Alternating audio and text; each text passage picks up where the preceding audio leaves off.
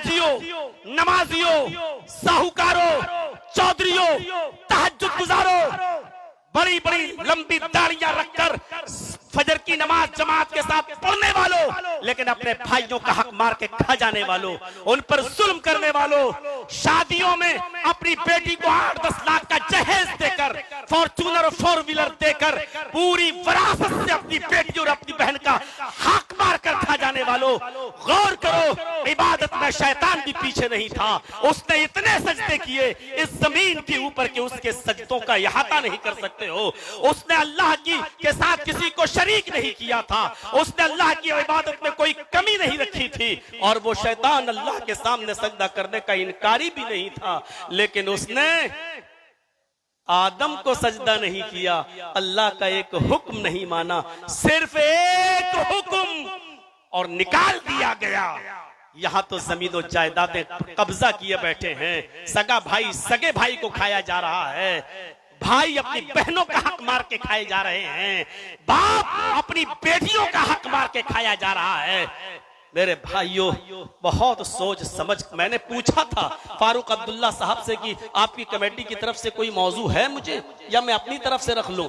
मैंने कल या परसों ही पूछा था, तो शेख ने कहा कि नहीं, हमारी तरफ से तो कुछ नहीं, इस्लाह मुआशरे पे रखें तो बेहतर होगा, वरना आप जैसा बेहतर समझें। तो बहुत सोच समझ कर मैंने इस टॉपिक को उठाया कि आज इस चीज की जरूरत है। आज हाजी ही समझता है कि मैंने नमाज पढ़ ली, हो गए बस पार साफ, यहाँ मरे डायरेक्ट जन्नतुल फिरदौस में दाखिल।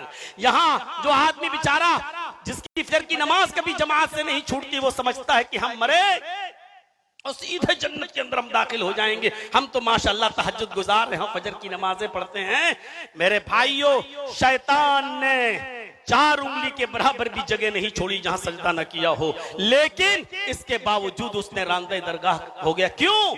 क्योंकि जब अल्लाह ने हक दे दिया आदम को सजदा करो, अब ये हुकूकुल इबाद में शामिल है, तुम आदम का को सजदा करो तो आदम का हक अदा होगा, और नहीं वो हुकूकुल्लाह में कमी नहीं करता था, हुकूकुल इबाद में कमी की रांदे दरगाह कर दिया गया। वो अल्लाह के सामने सजदे में कमी नहीं करता था, लेकिन उसने आदम का हक अदा नहीं किया, निकाल दिया गया। ये है हुकूकुल इबाद। नमाज पढ़ने वालों सोचो, बेनमाजियों से तो आज हमारा कोई खिताब ही नहीं है, उनसे तो हमें कोई मतलब ही नहीं है। यहाँ तो हम तहज्जुद गुजारों को मुखातब कर रहे हैं, यहाँ तो हम उन नमाजियों और फजर के मैं जमात नमाज पढ़ने वालों से मैं कह रहा हूं, जरा नमाज पढ़ने जा रहे हो, जरा सोचो कि हम किसी का हक तो नहीं मार रहे हैं। सोचिएगा, जाइएगा और ठंडे दिल से सोचिएगा सोते वक्त। नमाज भी पढ़ते हैं तो मूंछों पे हाथ फेरते हुए, दाढ़ी सहलाते हुए, ऐसे लगता है जैसे अल्लाह पर बहुत बड़ा एहसान करते हुए आ रहे हैं। मेरे भाइयों, वाअबुदुल्लाह वला